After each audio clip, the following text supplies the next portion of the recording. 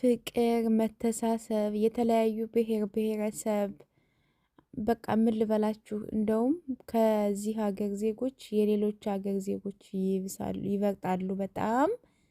አዲስ ዓመትን ባከበርን ሰዓት ያየሁት ጉድ በስማም። በቃ በብዛት አረቦች ይበዛሉ። ከዛ የተለያዩ በቃ ማህበረሰብ ነው ያለው።